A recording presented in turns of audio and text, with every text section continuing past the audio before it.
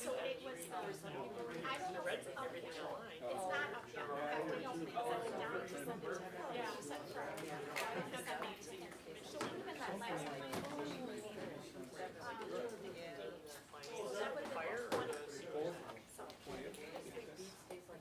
Yeah, I'll send you. There's some people so wait, you got your packet, Wayne? Okay, sure. But if I can have a choice to take it off, I've got it. Yep. You can ignore my name on there. You meant to put your name on it. There you go. What?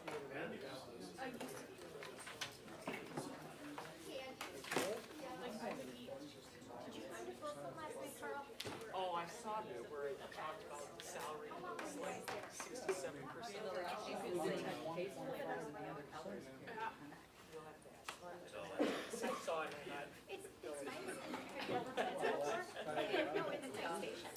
What is Belleville like? It's when the I whole. Do you meet in the fire station? yeah, every single one. I didn't see that. you know, was it? It was in the, Basically, in the fire station. There were two places, a meeting downstairs, and then they met out. There's an explanation. Okay. Here. About, yeah, yeah. Is it nice? I've never been to That's all.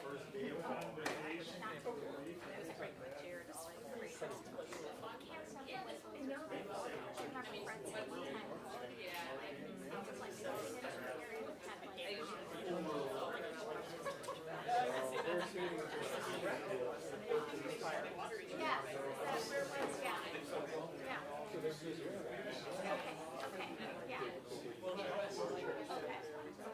So, yeah, Fred said that. Yeah, that's where is that where they did it? I didn't know if they got it through you. I guess I wasn't sure. Okay.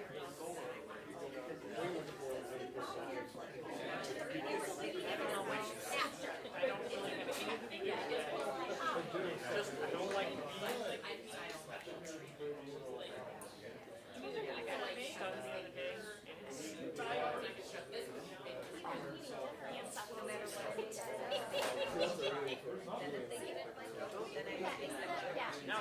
I have friends that think the same way. Somebody's like, I'm done with dinner at like 5. Like 5:30 and have meetings.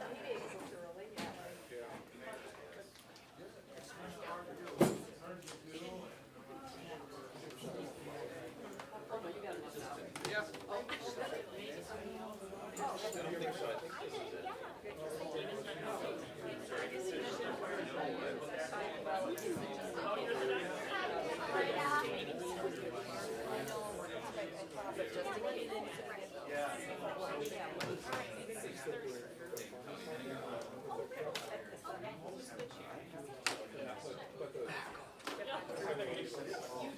All right then.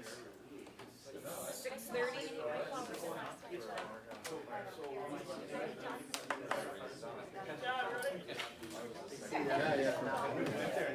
Okay, we've got 6:30, folks for tonight's a nice meeting.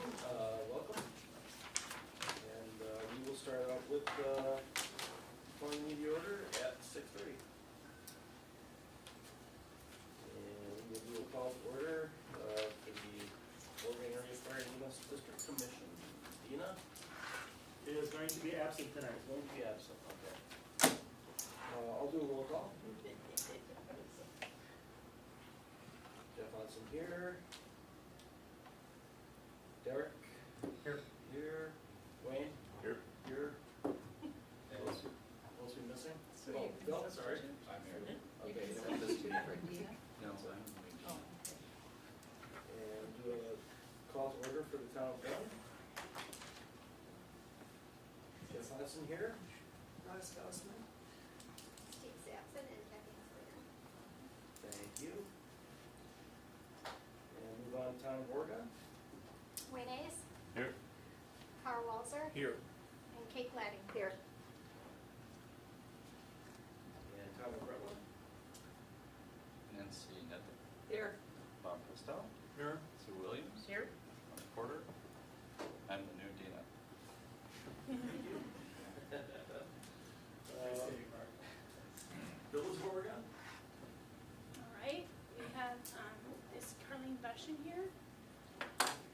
Lilo. Here. Glish. Here? Jacobson. Here. Peterson. Here. Van Campen. There. And Wunsch. Here. Okay, thank you very much. We definitely have a quorum. And moving right along to tonight's business, A, review of financial statements as of August 31st, 2022. You should have that in your packets this evening.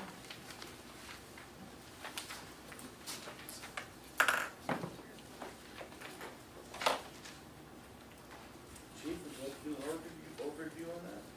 I think the overview is, and again, Lisa, from the village, our financial assistants to the operation here at the fire district, can attest that we still have money and it's looking pretty good for the year.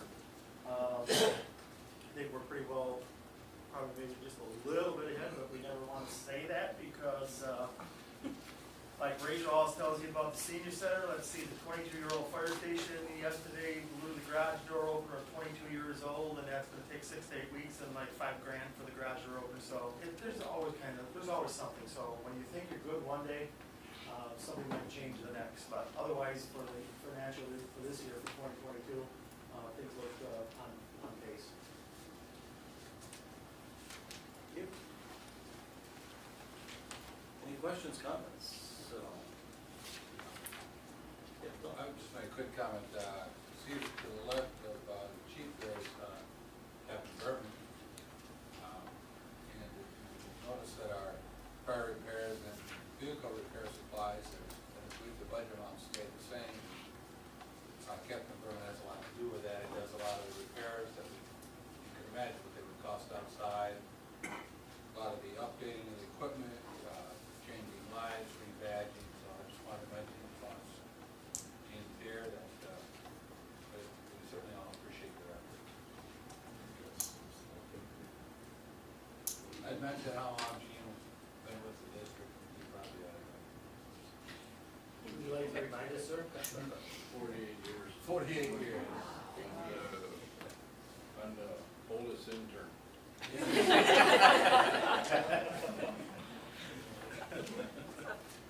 yeah, the experience and knowledge sure is helpful all the way around. Okay, anything else?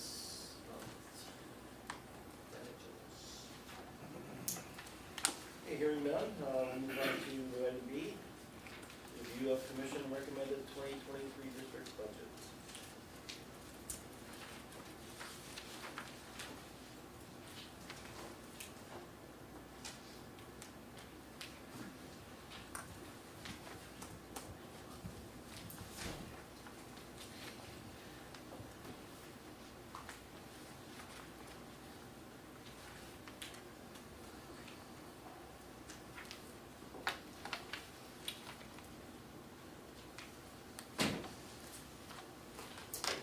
Any initial comments or questions? No?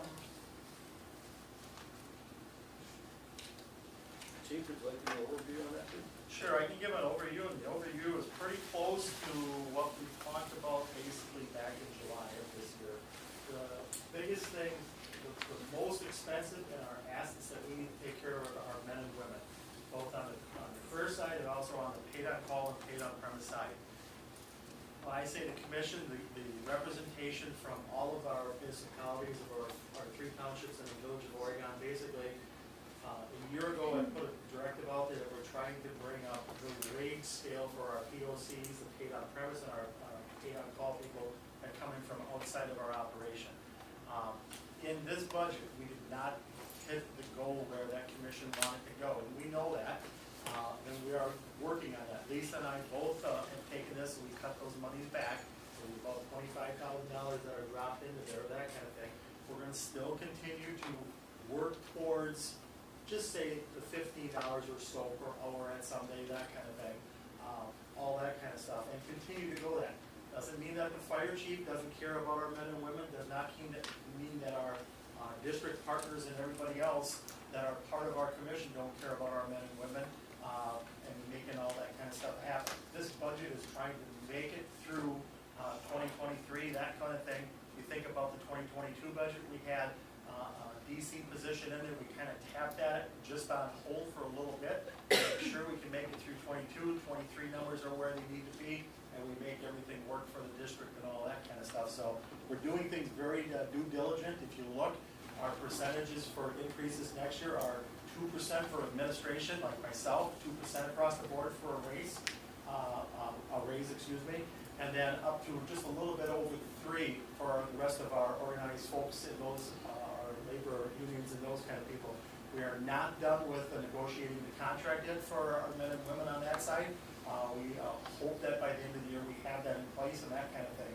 The other thing that I'll just say about this budget is we've got the numbers where originally 8%, as I recall, Lisa, we put in here for healthcare originally. That got lowered to more like 5% was actual numbers. Lisa made those adjustments and put that stuff into play. And then we had a couple of folks come on that actually got married this last year for some, for the better plan, for the family plan. So it's some added costs there and that kind of thing. So that's pretty much where the dollars and cents, the rest of the operation is a few pennies here and there, a couple $1,000, you know, that kind of stuff. If Jerry was with me tonight, he'd be looking at some different things here and there, but for the most part, the dollars and cents are in personnel and in benefit packages. Concur, Lisa? Yes. Believe me, I can go into a lot of different areas and talk details for hours and hours and hours, and that's pretty much where it is. Anybody else on the commission have anything to add?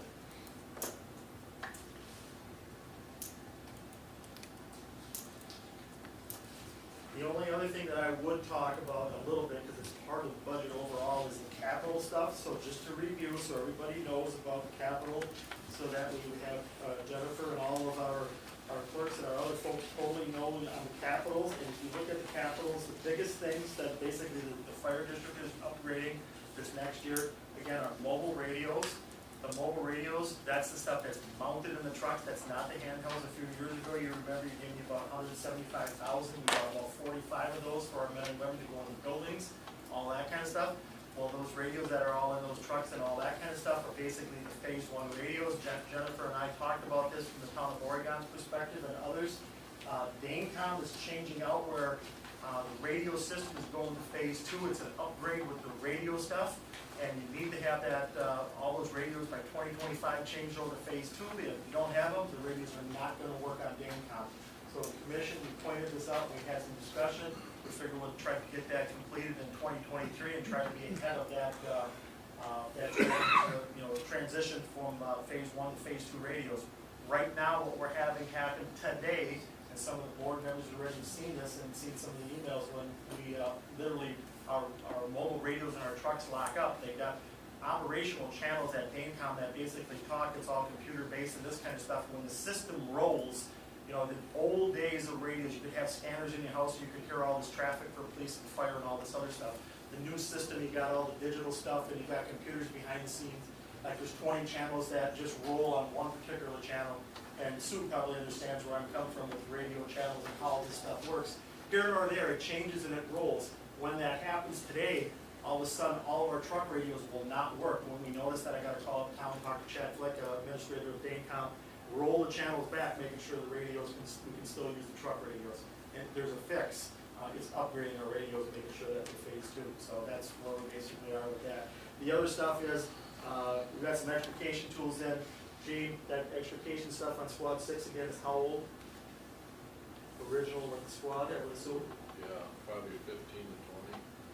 So that stuff and that truck is going next year. So that stuff's going to be updated this next year. We do have a federal grant out there that may change. Dina and the grants committee and the other folks that have been working on that.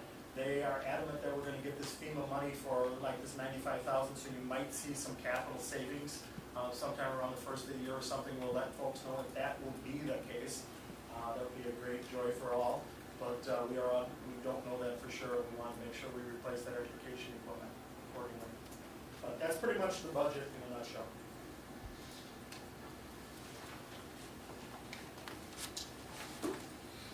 Any questions, comments? Okay, hearing none, thank you very much, Chief. We'll move on to item C in the business, fire station planning committee.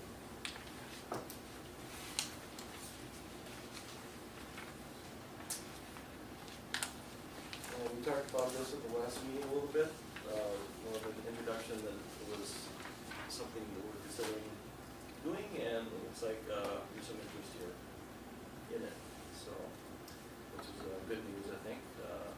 Very important that we consider what's going to be happening in the future here in the district and be prepared for it. Chief, any? No, I think this is just the first preliminary starts of what might be in 7 to 10 years from now, something of that nature.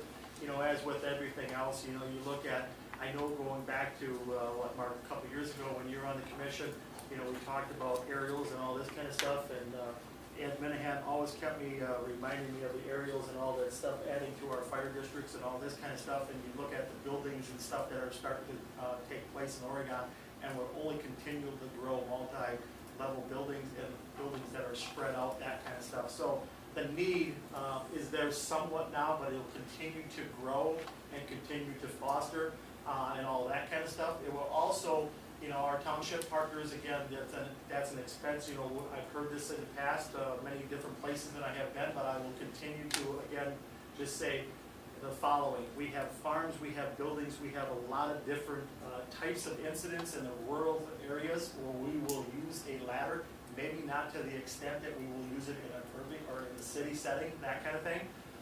But there again, there are definitely places to use that kind of stuff.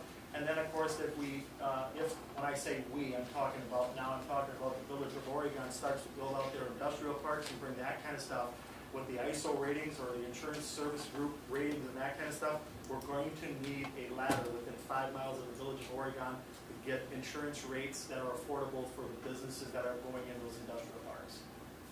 On a residential plan or a premium, that's not going to make a difference, but where it makes a difference on Pisces and those kind of buildings, even though they're sprinklered, that's going to start making a difference for those folks. So those are the things that, for that attractive purpose of bringing businesses into a business park and business community and those kind of things.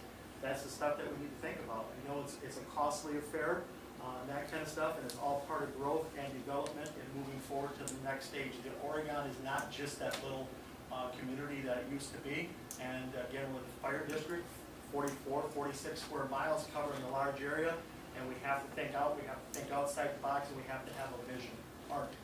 Well, just curious, because I know we've talked about aerial in the past, but you talked about ISO standards. So what is the actual requirement? Is it based on the average height of the buildings and the areas that you're covering? There's a couple things about height of the buildings, and when you start getting up over 1 story and that kind of stuff, you're talking multiple stories and 3 stories, that kind of stuff, then you start talking about the square footage or the depth of a building, and then it's just rescuing some of those kind of things.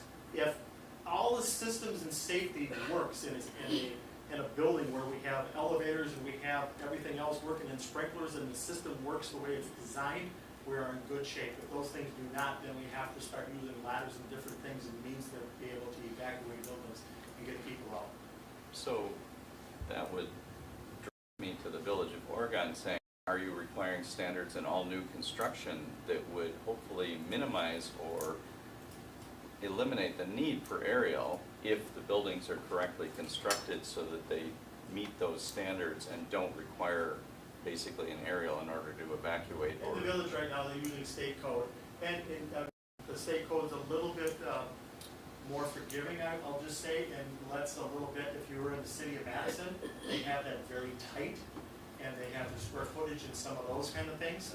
And there's been a lot of different administration, and with the old Department of Diller, or now Dispus, and the way that the codes are written and all that kind of stuff, and some different interpretations by different administrations. I'll just kind of leave it as that. Certain things have taken place to kind of like, in some areas, not necessarily water them down, but maybe not make them totally fire friendly, and that kind of stuff from our perspectives.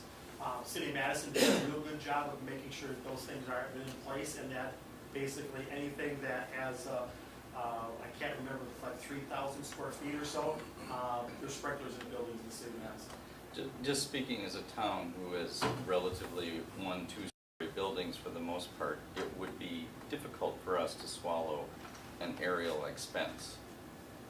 No, I fully get that, and I hear that from the other municipal partners. As with the growth of the fire district, or, you know, just the building itself, or any of the other stuff that goes with that, I get all that. I think our contract addresses that. I mean, and we try to pre-plan and lay this stuff out so people can really, you know, to plan for the future and all that kind of stuff. So, Okay, cool. I get it, I understand it, and all the above, and at that You know same that time, our levy is not rising. I get that, and I understand that, and I respect that. Thanks. I believe, chief, about $1.5 million. Today's numbers. Today's Or numbers. more. Today's numbers. Yeah, exactly. Today's numbers, and that's the other thing, you know, like, if you look at, Mark and Lisa have, and I think we shared with all of our partners already, the 10-year plan, the capital plan about replacing the squad and all that kind of stuff. We're actually downsizing that squad that Gene's talking about being 20 years old right now, from making it a smaller vehicle, all that kind of stuff. We actually had a repair on engine 1 here not too long ago. We had to put a new computer in the side. You know, again, it's a 20-year-old truck. We had to put a $5,000 computer in it. There's 2 computers in it that run the pumps and pressures and all this other kind of stuff. Here nor there, when we were down at Pearson, we were talking to them. They just said, Fire Chief, just for your knowledge, if you're thinking about buying something in the next 2 years, or you're going to do something in the next 2 years, if you order the truck today, it's probably going to be 18 to 24 months to get. The numbers that you put in today is probably not going to be the actual price of what it's going to be. So kind of think about those things and all that kind of thing. And I think in 24, with the capital that we have on, I think we have about $400,000 for a F-550 truck, downsizing to what we have, going into $400,000 instead of this $800,000 to $700,000 stuff. So we recognize that. We're trying to downsize, save some room in the station, make things work, and all this other kind of stuff. So it's just a total round robin and how you need to address things. So. And we can also do something like we did with engine 2, buy a used one. Good point. Yep. Which we saved. Yep. About $600,000 on that. Our annual You were budget. part of that, weren't you? Our annual budget is about 1.2 million. Okay, just to give you some perspective. Yes. Yeah, we don't need to buy new. I mean, there's a lot of good use to Yep. it. Okay, cool. Yeah, we just had a similar discussion at Brooklyn last night. So. And again, I'll just say, that's this fire chief and this the group we have there now. You have myself, you got Gene, you got a commission, and that we looked at, we make sure that our truck tests out every year, pumps test and all that kind of stuff. We can make things work and all that kind of stuff. You know, I am always challenged by some different men and women in different groups of ours behind the scenes and saying, you know, others are buying trucks around us, big trucks, 700,000, 800,000, and Oregon's not doing that, and how, you know, why are we not doing that, that kind of stuff. But, you know, the pride in the ownership maybe are not here in Oregon because we don't have that really, really shiny truck and all that. And I say to my men and women, and I say to the communities that we protect, that's not necessarily the case by any means. First and foremost, the people that we protect, all of the 3 townships and also the village of Oregon, are very much appreciative of the men and women here. We're trying to compensate you some way, shape, or form. You have to remember, years ago, this operation back in '95 and moving forward, basically we're all volunteers at one time. So you've got a handful of full-time staff supplemented with part-time people that are trying to do full-time operations with men and women of full-time staffing. And you have to be able to adapt to that, and be able to make that work for your community as you grow and make it affordable, and still have good fire and EMS protection, and not count on somebody else up the road or down the road or to the sides of you to be able to come in and help you out with ambulance calls and push that emergency somewhere else. So I think we're trying to do a good job of that. I've mentioned that to the commission. I've mentioned that to our working groups over the last 10 years now that I've been here. You know, it's still a fun place to come every day, and I guess that's what I like about the fire and EMS building. That's what I like about the operations here in Oregon. And you know, I think we've got a great community, and I think that's what we have to build upon.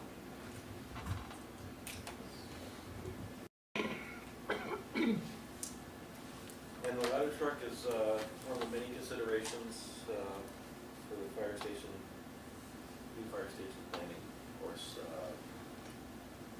one won't fit in the present facility the way it stands now. I guess options are options as far as the new fire station goes.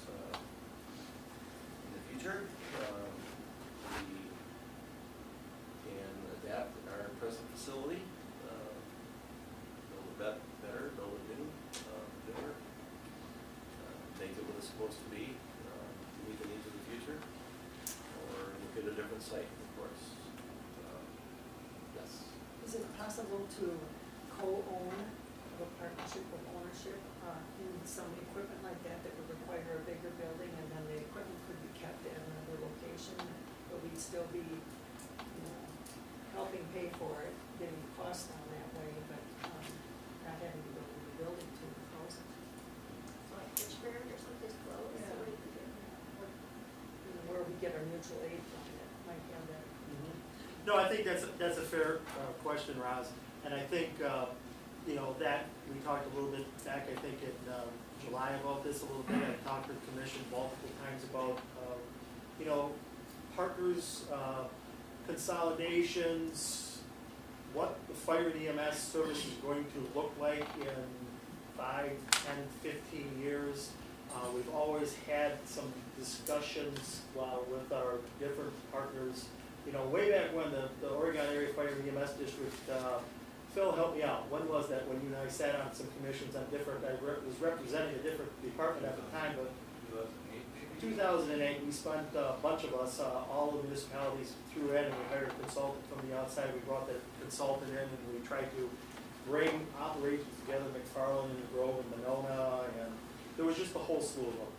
Here or there, at the end of that, I think we've seen a lot of different things over the years that have basically taken place. And I'll just say for some of our neighbors to the west and to the north of us, they have tried to put, say, Verona and Fitchburg together, and I think we can all see that that didn't work out too well. They built their own fire station in Verona, they built a couple fire stations in the city of Fitchburg. Fire and EMS is not together in either one of those two places. They have Fitchburg EMS that overlays all of their EMS operations, so there's standalone fires on top of that. You go to the east of us, basically, City of Stoughton. City of Stoughton, again, has fire and EMS, two different entities. They all are underneath the city's peripheral, but they're not put together, say, like a McFarland Fire and EMS, or Oregon Fire and EMS, or Brooklyn EMS and Fire, that kind of stuff. So there's a lot of work and a lot of pride, ownership, and always it seems to come back. Tell you the truth, Roz, it always comes back about no one wants to be able to do that, or no one has ever been forced to really do that until, say, the politicians or those folks really make people go that direction. I would love to see that in my tenure, that we would do something like that. Believe me, I have told my colleagues and told our board here that that is something that I think that we need to address and we need to look at, and those kind of things. For our commission, basically, we're talking about, even a couple fire stations in Oregon, depending how big Oregon gets and all this other kind of stuff. But then you start looking at, the possibilities about others being around fire EMS not too far from here, and you start looking at 5 miles away from our district and what may work for us, and others bringing those people on, and working towards such a district like you're talking about, probably would be some good savings and also services for all of our customers in between. So hopefully that will at some point take some steam moving forward and all those kind of things, that kind of stuff. I think in the meantime, I think at a minimum, I again asked that question back in July here. Basically, this fire station here is, again, other than the apparatus bay basically needing some major updates or probably just a total rebuild, the building, the 22-year-old building that you put up in that investment is probably a good spot and just right there. And I also think that we had a fairly good dialogue at that July meeting that I walked away with, that I thought the majority of this group, if not the group, was in favor of keeping that fire station downtown in the village of Oregon and working on that site for any future. And then that moves you out for 7 to 10 years and that kind of thing. And then you start looking at everything else, as Mike has basically, I don't say challenged me, but he brought up a good point when we were talking in the early spring this year, talking about, you build 2 couple fire stations, fire chief, you're gonna need more men and women to staff these fire stations, you're gonna be able to make, crews at boats and have all this other kind of stuff. So there's a lot of dynamics. You don't wanna build buildings and just have a few folks come up. You're gonna wanna have them strategically placed and all that kind of stuff. So I think there's some hope and, for consolidation and working together. And it's gotta start out in small, incipient stages, small little pieces, trying to put stuff together and trying to find some wins on certain things. And it might take 5, 7 years to do it, but I think that's ultimately where some of this stuff needs to go. So that's my short answer. You gotcha.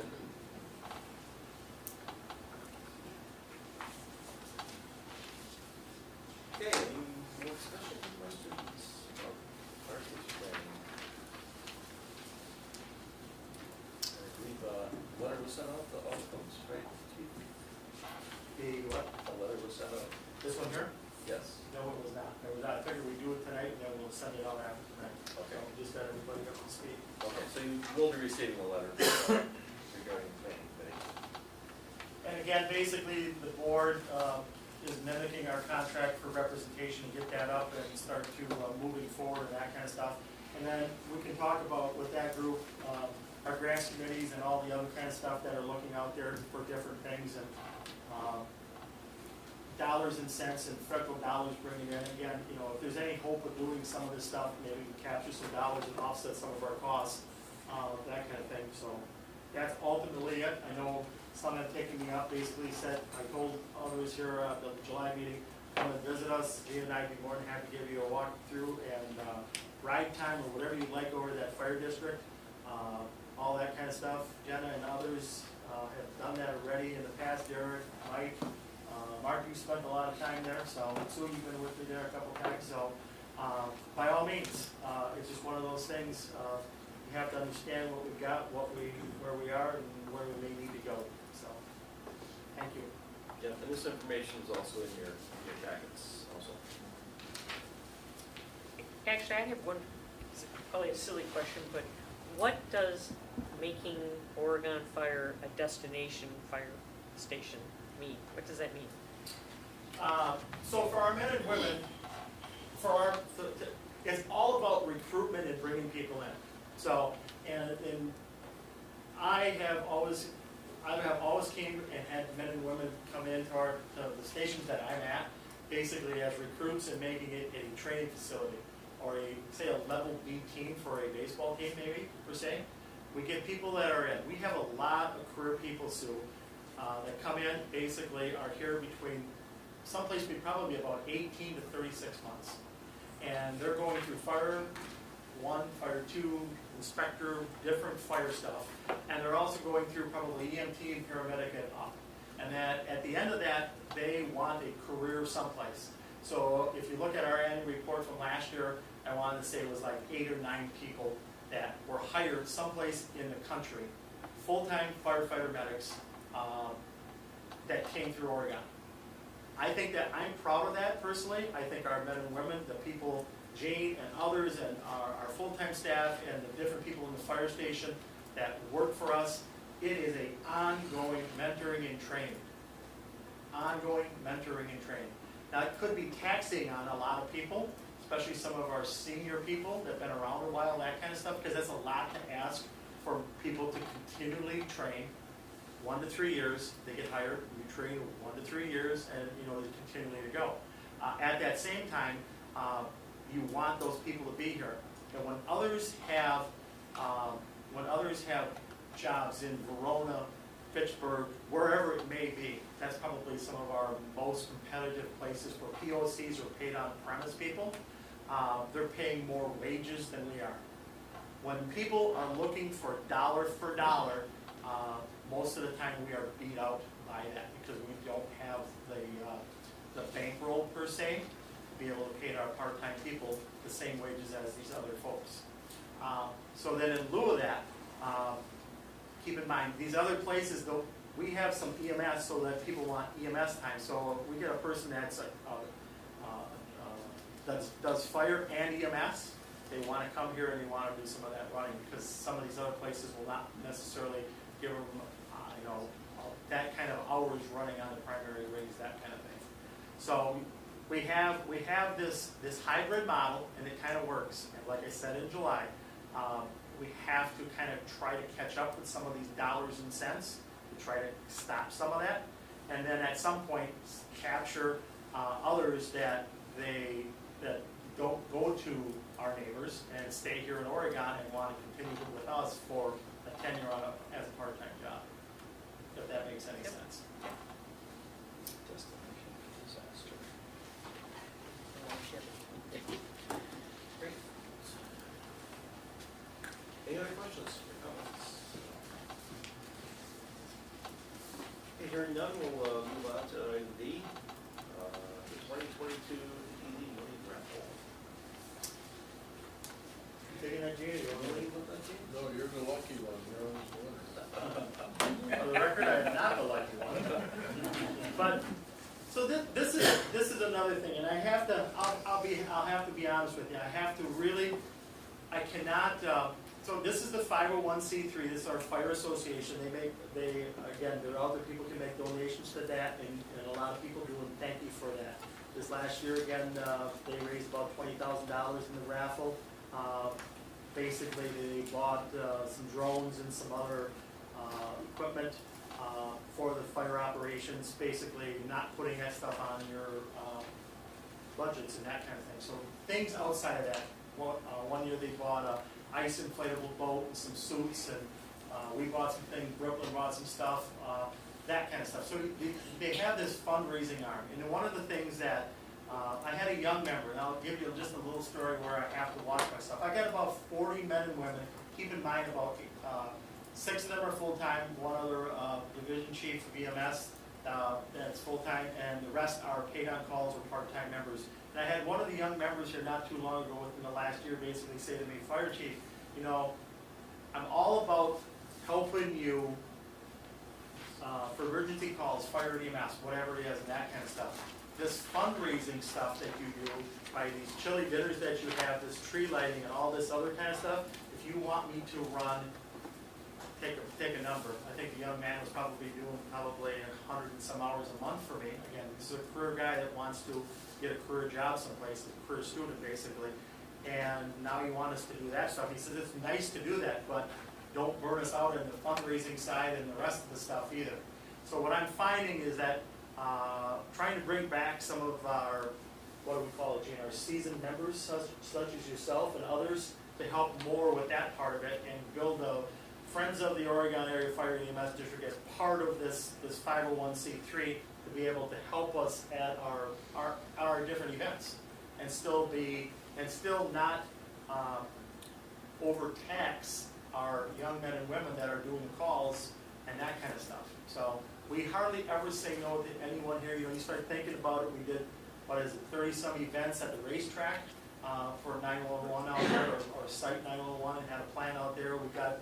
We're doing some stuff actually down in the town of Rutland stuff, down with Eisters down on 138. We're taking care of all their Screaming Acre events and that kind of thing. So you see an Oregon ambulance down there.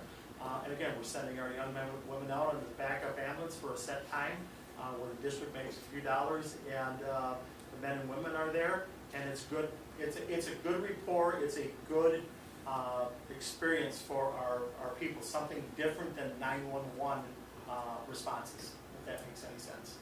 So that's what we've been doing, and that's been working. And all those things just take away from my chili dinners, my tree lightings, and whatever, all these other good community events that I think that the fire district should be part of, and that kind of stuff. So the good news is we have a good group, and I have others all the time offering up, hey, Fire Chief, we'd love to be part of that group. If you need something, just let us know. So we're boosting that group a little bit and that kind of thing. So again, just trying to make us strong as possibly as we can for whatever unforeseen incident or wherever we're needed, those kind of things. So you just never know when I need to bring a group together.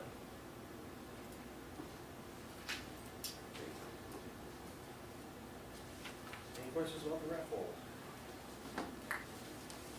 Hearing none, we'll move on to agenda item number 7, adjournment of town done board. Do you have a motion? One second. All in favor, aye? Aye. Opposed, hearing none, we are adjourned. Motion to adjourn the Oregon Area Fire and EMS District Commission. Also move. We have a motion. Second. And a second. All in favor, say aye. Aye.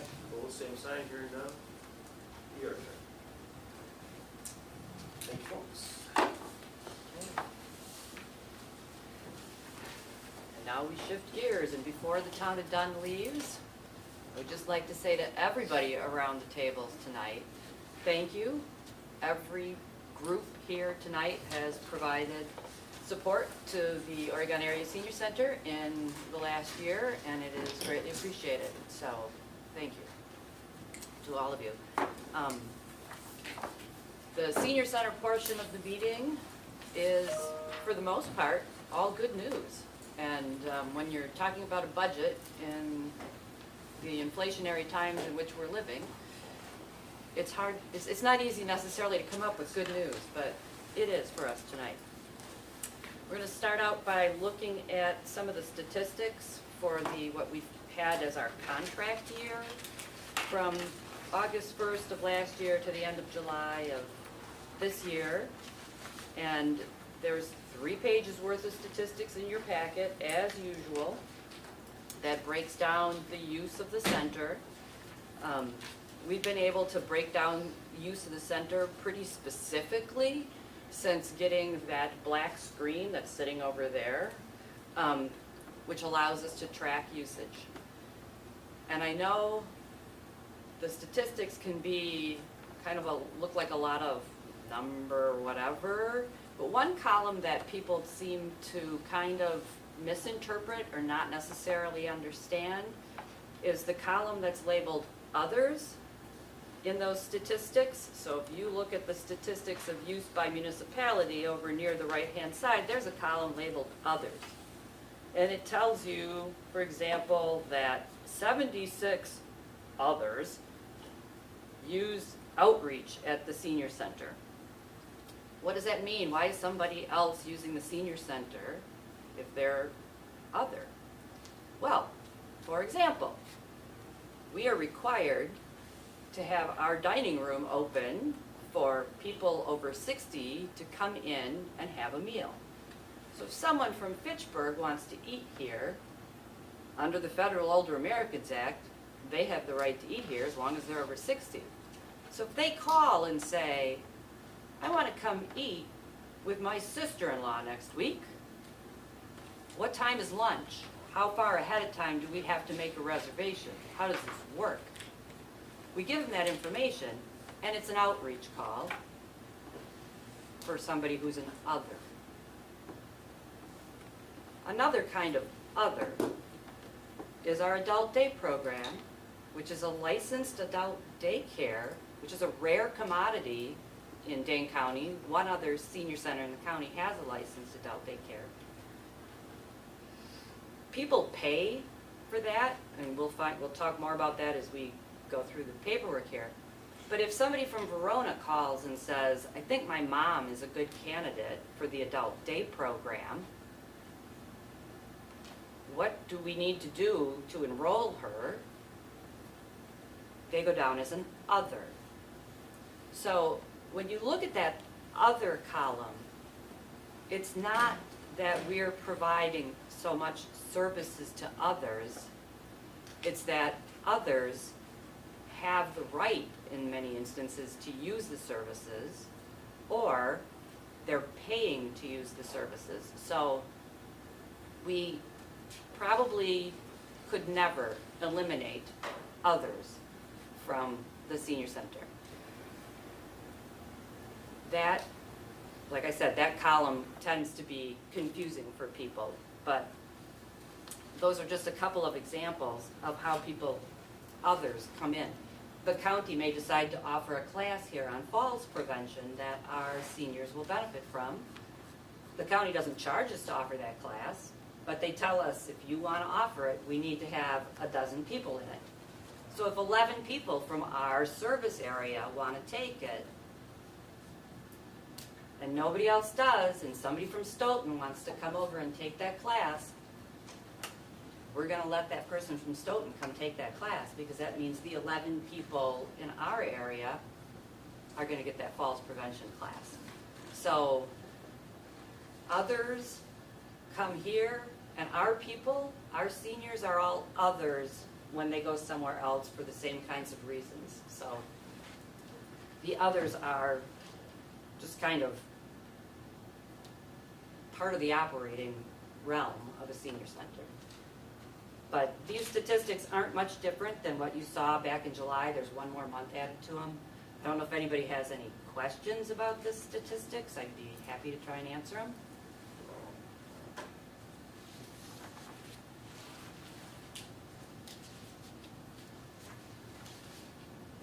If we don't have questions about statistics, we'll move on to B on the agenda, 8B, which is a review and recognition of the Council on Aging's investments and volunteer contributions during that contract year.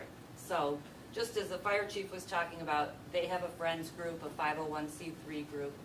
The senior center has a 501c3 group called the Council on Aging, which actually came into being before the senior center existed. And the 501c3 Council on Aging helps raise funds for the center's use, and you have a memo that lists a whole bunch of different things that the council paid for in the last year. And that's everything from entertainment to the cell phones that our case managers needed to be able to conduct business during COVID when they were working from home. Our local conference call phone line is paid for by the Council on Aging. We offer free lunches for veterans on Veterans Day. That's paid for by the Council on Aging. So there's just a whole host of things that they pay for. Once upon a time, they paid for the chairs we're all sitting in. They paid for the tables we're leaning on tonight. Their contributions help keep the municipal budget down. So money that they raise or that's donated to them turns into items that become senior center property.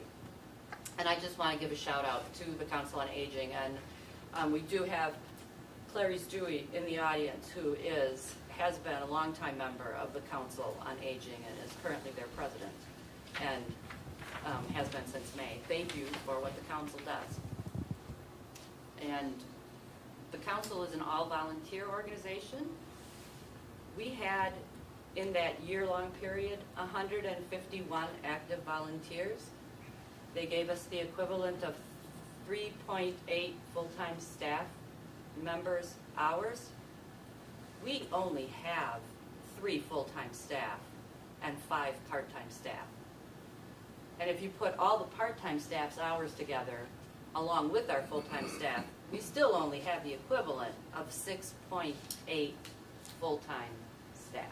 So when you have 6.8 full-time staff and you get another 3.8 from your volunteers, the volunteers deserve a hearty shout out and pat on the back. We couldn't do it without them. Absolutely could not do it without them. So thank you, volunteers, if you're watching.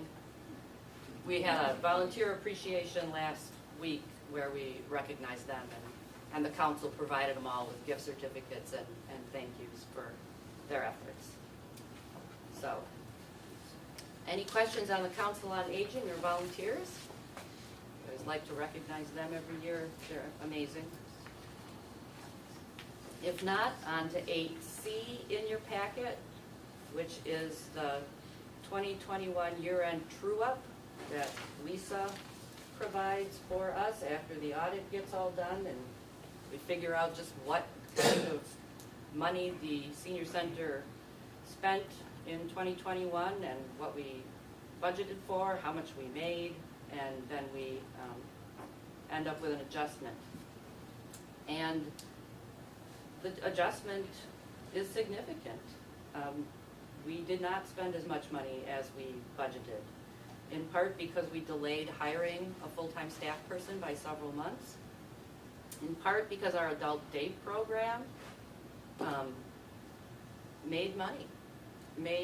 Usually that's a program that requires subsidization. Last year it made $9,300. So I think that is probably the first time that that program didn't require to be subsidized by municipalities. So you can see on 8C over on the far right-hand side, the amount of the adjustment that will be made as a result of the senior center being under budget in 2021.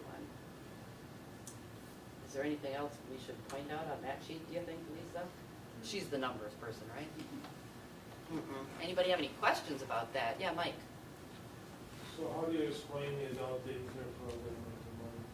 How do you explain it? Well, there's several things going on. In 2021, they made money in part, strangely enough, because of COVID. So most people think of COVID as having, like, oh, the nursing homes all shut down, the assisted livings wouldn't let anybody in. But for people who were living in their homes with caregivers, they often had been dependent on outside, often informal supports coming in to provide some opportunity for caregiver break. And so, for example, you may have had someone from their church was coming one afternoon a week to sit with them, or somebody from their neighbor was coming over so Mrs. could go get the groceries or whatever. And suddenly that all just kind of stopped, and caregivers needed an opportunity to have that respite, and people needed the opportunity to get out of their houses so they weren't going to go nutty, because it was just so locked down for so many people that they needed an alternative. And our enrollment numbers were very high, and have remained pretty high ever since. Also, we're seeing the aging population bulge. There's a lot more people, and there are more people in need of services, and so we can't afford as a society to have people moving into institutional care if there's a community-based alternative. And so this is a community-based alternative that increasingly is gaining traction. Grace opened an adult day program on the Beltline in the last year. They now have an adult day program, and they would not have done that if there is not a market for adult day care. So I see it just as a growing possibility, and I think COVID accelerated it. Any other questions? Okay. That takes us to 8D, the review of financial statements as of August 31st. Well, when we were here in late July, we talked about how we're under budget, and we're still under budget. Knock on wood. We do have a door in the back that's looking pretty rusty, but not worrying that's going to break the budget. But you can obviously take a look through where we are so far this year and ask any questions that you'd like to.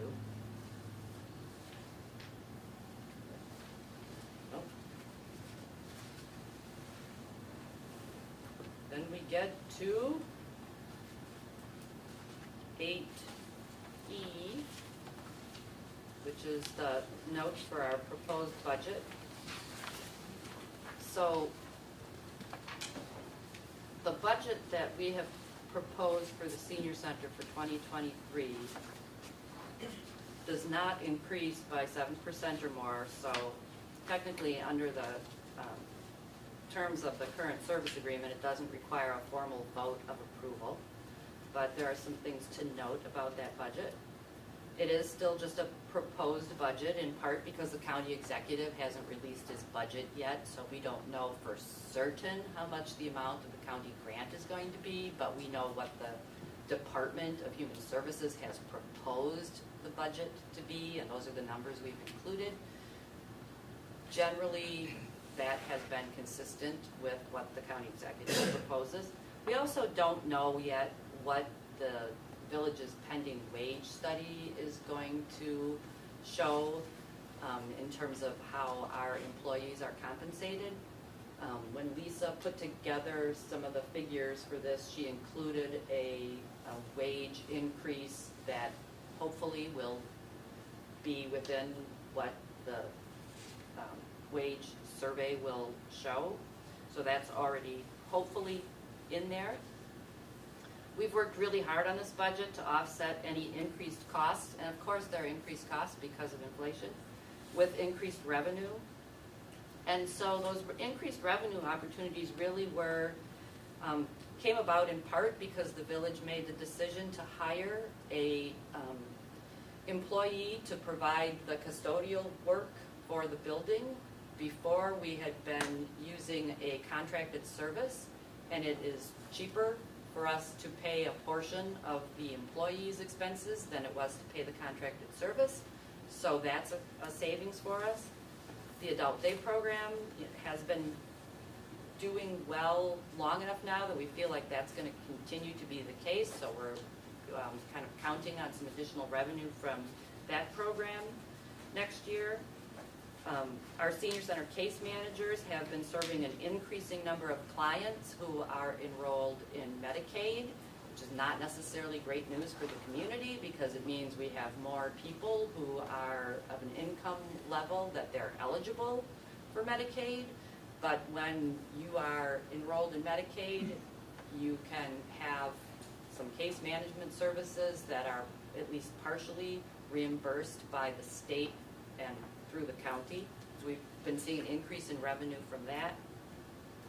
And also, our newest full-time employee, our administrative assistant, has gotten her restaurant manager certification, which we have to have somebody on site with that certification, overseeing the meal program, and that's an additional staff person who has that, which means that when our regular kitchen gal is gone, we don't have to necessarily hire a substitute every time. We have somebody who's already here, we're already paying, is already working here, so we could cut some of the hours for substitutes out of the budget. So those increased revenues are helping us with our increased costs. And we really haven't increased our spending next year beyond trying to cover what inflation is doing in certain areas, with the exception of really the only new spending in this budget is a few hours a week more for our adult day program staff. They have been 21 hours a week for at least 20 years. There's 2 of them. We'd like to move them from 21 hours a week to 24 hours a week. That will cost a total, we think, of between $6,000 and $7,000 annually. Kind of, we'll see where that wage increase comes out.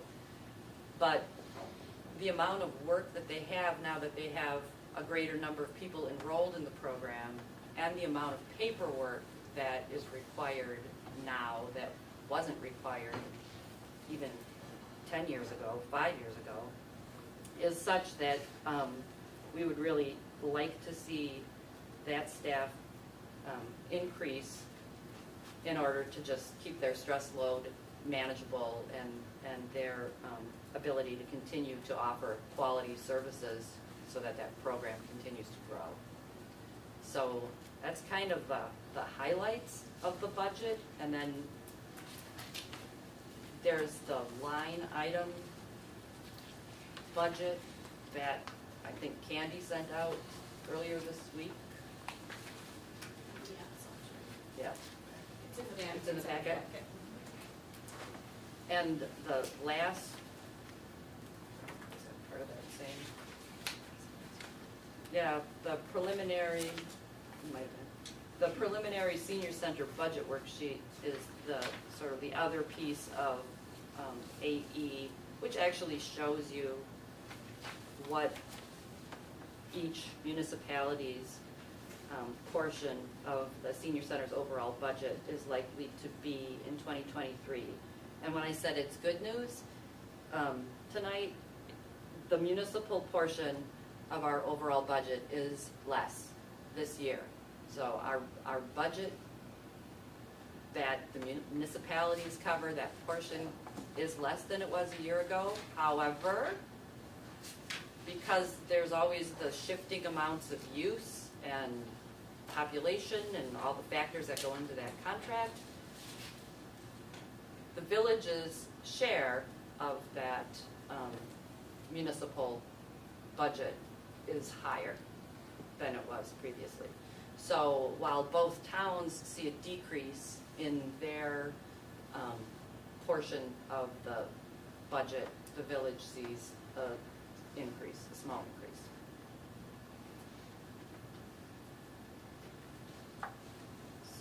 So if you've got any questions about what any of that preliminary senior center budget worksheet, what any of that represents, please raise them now.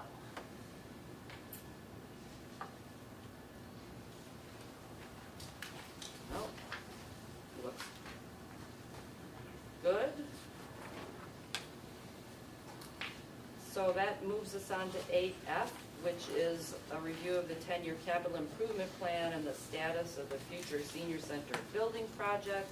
There's a memo in your packet, 8F, about the future senior center building project. Simply outlining where the village is in that process. They're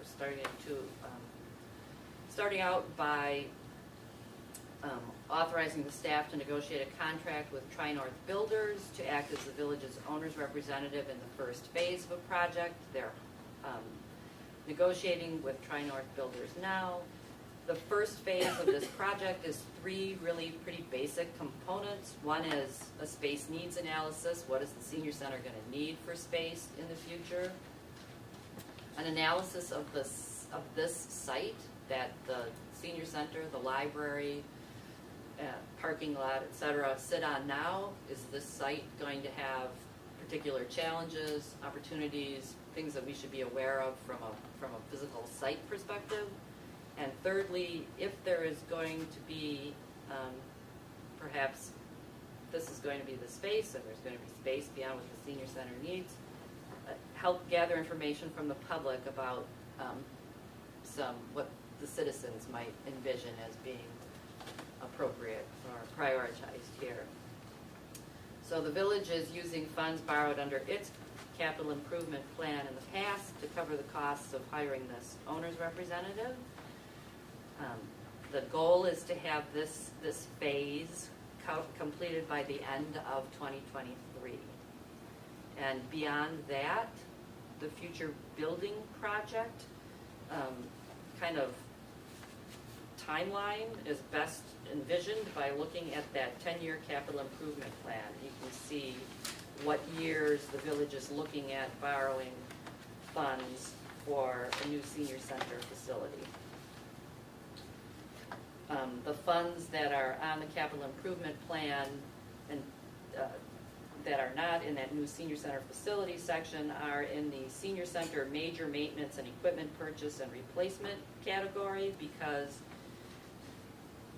until we are out of this building, we must maintain this building.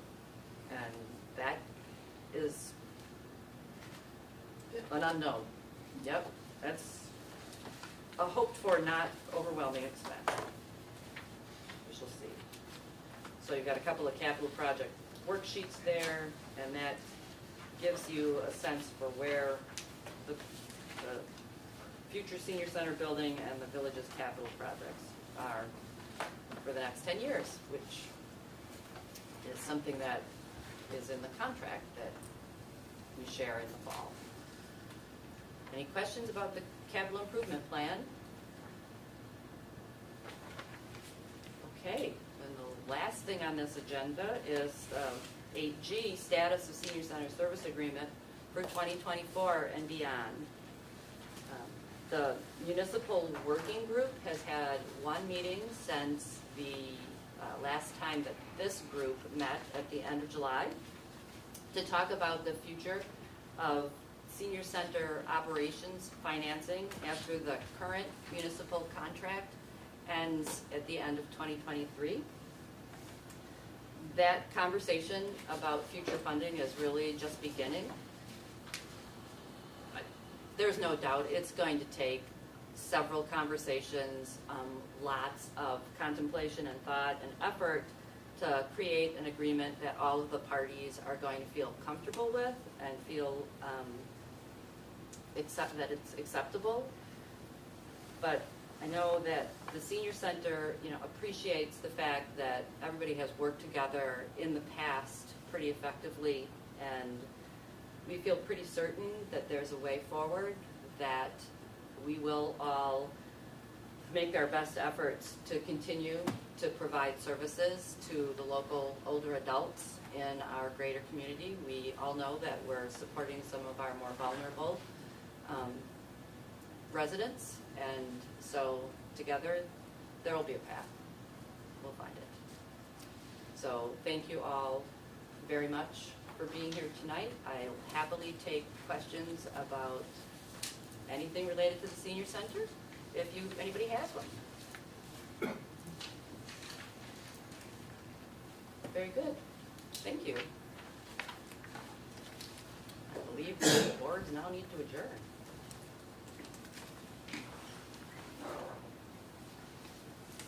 This is the awkward part of this meeting. There's like nobody really in charge. Should we start here? Sure. Yeah. Board, proposal, all right. Bill and John. All in favor, say aye. Aye.